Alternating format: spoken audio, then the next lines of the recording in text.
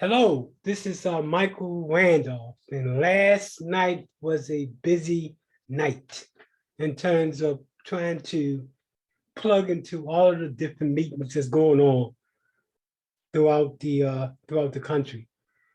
So I started off with dropping in on the East Tampa Economic Subcommittee for the CAC. Again, that's the East Tampa Subcommittee related to the CAC dealing with economic development. My hats off to East Tampa and what they're doing. When I left that meeting, I came back to the CAC meeting in West Tampa because they gave that meeting the same night. Again, this is a CAC, not the committees, but the full CAC in West Tampa. I attended that meeting. And then finally, I ended up in DC. Again, technology gets you all over the place online, in which I'm a board member with the Network for Developing Conscious Communities out of DC. This is a think tank in DC that focus on Black economic development on the national level. So let's start off with my drop in to the Subcommittee for Economic Development with the East Tampa CAC. Again, I take my hats off to them and what they're doing in East Tampa. Thank you. Thank you. Any other questions? How much of a delay is this going to cause on what we already have in the coffer of projects that we're trying to move along? Is this going to be, with another workshop? So does this make the second workshop, or this is the same first workshop? Looking at the calendar, the next meeting in July, the primary focus of that meeting, which would be July 26th, unless, did you want to meet before the committee meeting? No. Okay. The next meeting, July 26th, the primary agenda item will be the pre-development workshop. I do plan on that day on the 26th to respect your concern about timelines, bring back a beefier business assistance program just to be able to pass out to the participants for their consideration, so that then at our August meeting, which will be August 23rd, we could then have a deep discussion and then be able to vote on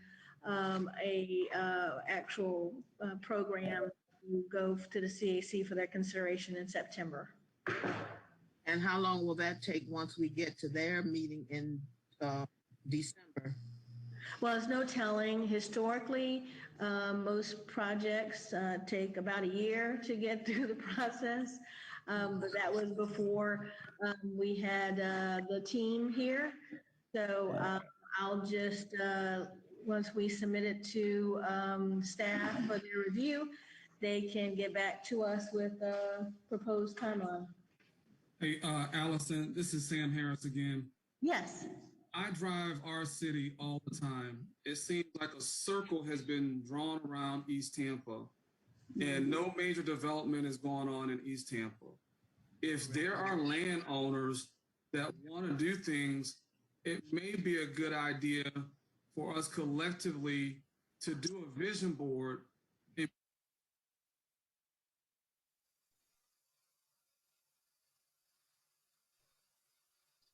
More smaller little shops and stuff, but at the grand scheme of things, that can compete with what is happening in Ybor City and downtown Tampa and all the other areas.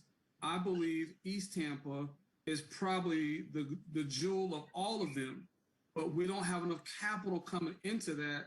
So maybe if we can do like a vision board session, but to get those people that make the decision from the CRA level to move a little bit faster, because a year is a long time. Yes, I think that's a great idea.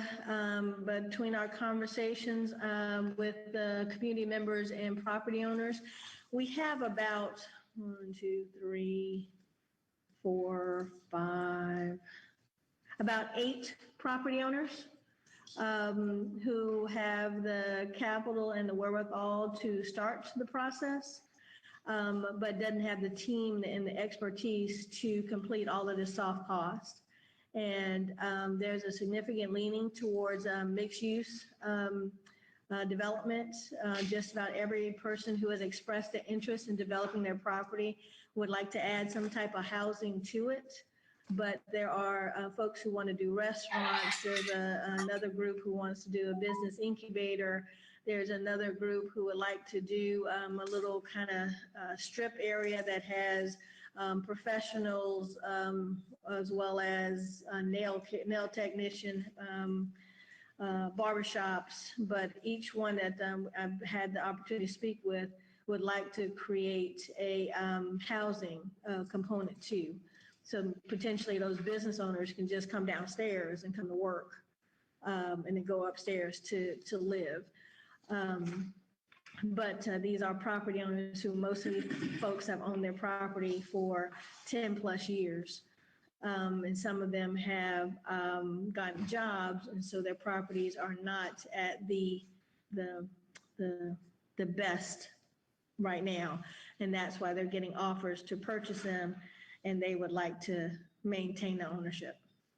So thank you for that. And maybe at the workshop, if you think it's appropriate, the folks who are interested in redeveloping, we maybe, put some of the pictures on the wall while we're talking.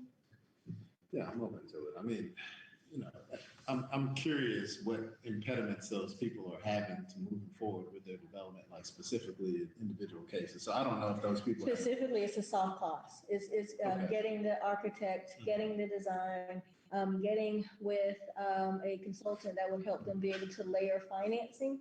Some of them are opportunity zones, new market tax credits. How do you layer that financing that when you then take it to the bank or the financing group, they see that you have a strong project. These are just regular people who live in the neighborhood and they don't have the expertise to put that together. And so that's why we did the pre-development, is to be able to help them maintain their ownership and then have a package that they can bring a developer in and maybe co-develop with them, or they can finance themselves. Gotcha. Okay. I would like to be able to meet with those people individually offline to talk through just like what they like to do so I can understand technically what type of assistance we might be able to refer them to in the interim. You just said it. We're still trying to get this program off the ground, right? So I don't want to keep holding things back because there are available resources out there, I think, to move some of this stuff along that don't necessarily cost money. And so I'd like to be able to meet, do a consultation, just brief background, understand where they are. That way we can get them going. And then when we roll out pre-development, the monies are there, and then we can slide them into the right spot. Mr. Randolph? Yeah, Mr. Randolph? I just wanted to add on related to the technical assistance, that that person be someone that's familiar with working with mom and pop operations and is familiar with the culture. A lot of times when you do redevelopment, the mom and pop operations are knocked out because they're going for the other organization. So it's important that that person has an understanding of mom and pop operation in the culture. Exactly. Thank you so much. That is a very sensitive point for me, and thank you for reiterating that, because the folks who are coming to the table who have saved the money and have the money to at least start the process, they don't want to lose that money because they don't have the experience with development and they don't want to be taken for a ride. And so it is going to be very important that we are surrounding our neighbors with the technical assistants and the consultants that have the best interest for them and the community at heart.